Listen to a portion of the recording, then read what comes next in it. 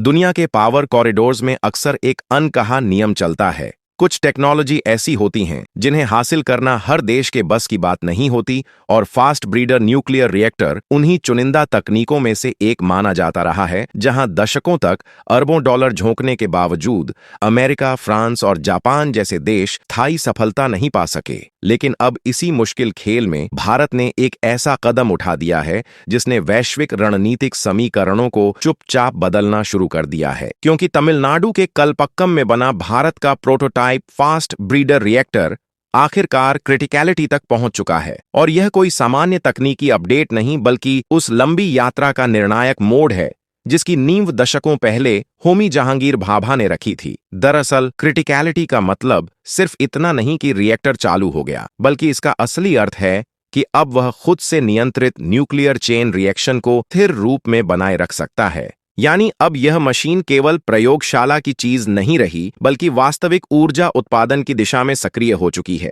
और यही वह बिंदु है जहां से किसी भी न्यूक्लियर प्रोजेक्ट की असली परीक्षा शुरू होती है। यह कहानी अच्छी लगे तो कमेंट में जय हिंद लिखना न भूलें। लेकिन कहानी यहीं खत्म नहीं होती, क्योंकि यह रिएक्टर पारंपरिक रिएक्टर जैसा नहीं है। यह एक फास्ट ब्रीडर रिएक्टर है जिसका पूरा खेल ही अलग है। सामान्य रिएक्टर जहां ईंधन को जलाकर ऊर्जा पैदा करते हैं, वहीं यह रिएक्टर एक कदम आगे जाकर इस्तेमाल किए गए ईंधन से भी ज्यादा नया ईंधन तैयार करता है। यानी यह केवल बिजली पैदा नहीं करता, बल्कि भविष्य की ऊर्जा का भंडार भी बनाता चलता है। और यही कारण है कि इस तकनीक को लंबे समय से गेम चेंजर कहा जाता रहा है। अब सवाल उठता है कि जब इतनी ताकतवर तकनीक थी तो बाकी देश इसमें पीछे क्यों रह गए? इसका जवाब छिपा है इसकी जटिलता में। फास्ट ब्रीडर रिएक्टर को डिजाइन करना, उसे सुरक्षित रखना और लगातार स्थिर स्थिति में चलाना इतना कठिन है कि छोटी सी चूक भी बड़े खतरे में बदल सकती है। यही वजह रही कि अमेरिका ने अपने प्रोजेक्ट्स को धीरे धीरे बंद कर दिया, फ्रांस को अपने महंगे एक्सपेरिमेंट्स रोकने पड़े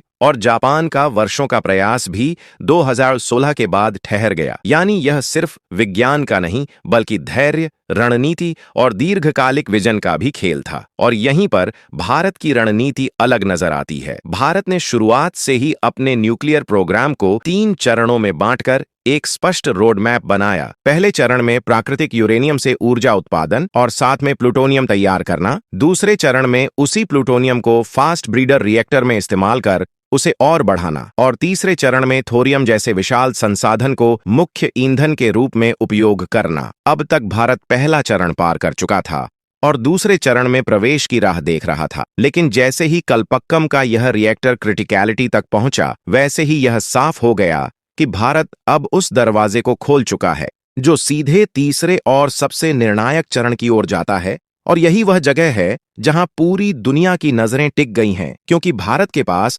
थोरियम का विशाल भंडार है जिसे लंबे समय से अनछुआ खजाना कहा जाता रहा है। लेकिन समस्या यह थी कि थोरियम को सीधे रिएक्टर में इस्तेमाल नहीं किया जा सकता। उसे पहले यूरेनियम 233 में बदलना पड़ता है। और यह प्रक्रिया तभी संभव है जब आपके पास एक मजबूत ब्रीडर रिएक्टर नेटवर्क हो। यानी आज की यह सफलता सिर्फ एक रिएक्टर की उपलब्धि नहीं, बल्कि उस भविष्य की कुंजी है जहां भारत अपनी ऊर्जा जरूरतों को खुद पूरा करने के साथ साथ वैश्विक ऊर्जा बाजार में भी एक नई ताकत के रूप में उभर सकता है। और अगर इसे रणनीतिक नजरिए से देखें तो इसका मतलब और भी बड़ा हो जाता है, क्योंकि ऊर्जा ही वह आधार है जिस पर किसी भी देश की आर्थिक और सैन्य ताकत खड़ी होती है। और जब कोई देश अपनी ऊर्जा जरूरतों के लिए आत्मनिर्भर होने लगता है तो वह बाहरी दबावों से भी धीरे धीरे मुक्त होने लगता है।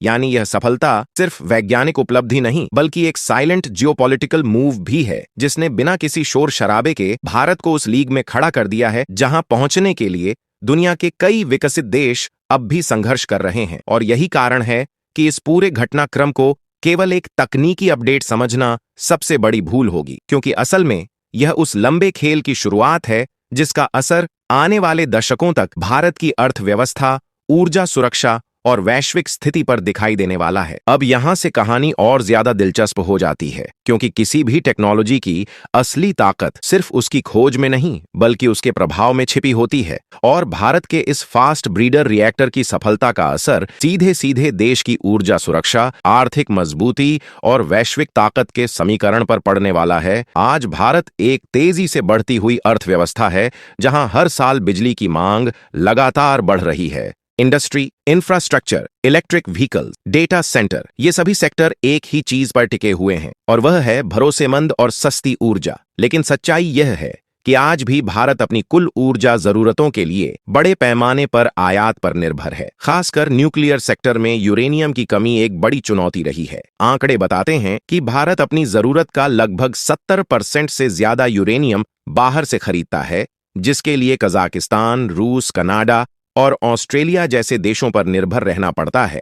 और यह निर्भरता सिर्फ आर्थिक बोझ ही नहीं बल्कि एक रणनीतिक कमजोरी भी बन जाती है, क्योंकि वैश्विक तनाव या पॉलिटिकल दबाव की स्थिति में सप्लाई चेन कभी भी प्रभावित हो सकती है।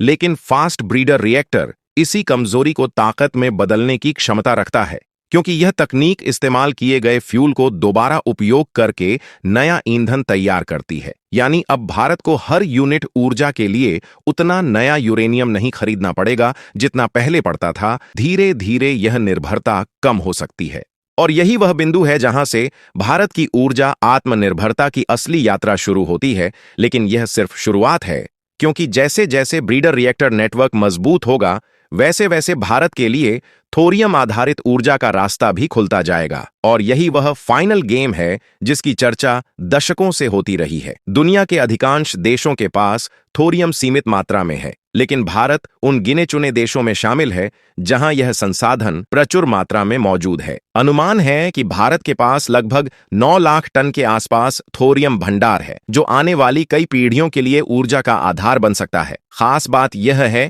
कि थोरियम आधारित रिएक्टर न केवल ज्यादा सुरक्षित माने जाते हैं, बल्कि इनमें रेडियो एक्टिव वेस्ट भी अपेक्षाकृत कम निकलता है।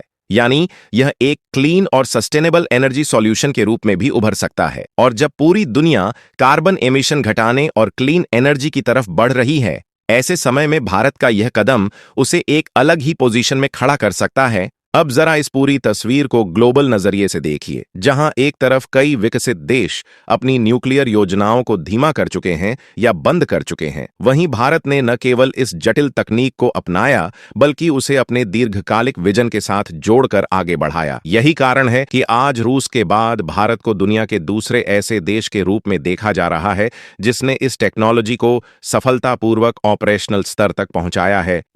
और यह उपलब्धि इसलिए और भी बड़ी हो जाती है क्योंकि भारत ने यह काम बिना किसी बाहरी तकनीकी सहायता के अपनी स्वदेशी क्षमता के दम पर किया है। इसमें भारतीय वैज्ञानिकों, इंजीनियर्स और संस्थानों की दशकों की मेहनत शामिल है। Nuclear power corporation of India limited और भाविनी जैसे संगठनों ने इस मिशन को जमीन पर उतारने में महत्वपूर्ण भूमिका निभाई है। साथ ही भारत अब स्मॉल मॉड्यूलर रिएक्टर्स यानी SMRs पर भी तेजी से काम कर रहा है, जो भारत को ऊर्जा के क्षेत्र में आत्मनिर्भर बनाने के साथ साथ उसे वैश्विक मंच पर एक नई ताकत के रूप में स्थापित कर सकती है। और यही वह कारण है कि इस पूरे घटनाक्रम को दुनिया इतनी गंभीरता से देख रही है, क्योंकि यह सिर्फ आज की खबर नहीं बल्कि आने वाले कई दशकों की दिशा तय करने वाला एक बड़ा संकेत है। आपको वीडियो अच्छा लगे तो वीडियो को लाइक करना न भूलें और हमारे चैनल आनंद एजुकेशन 2.0 को सब्सक्राइब करना न भूलें।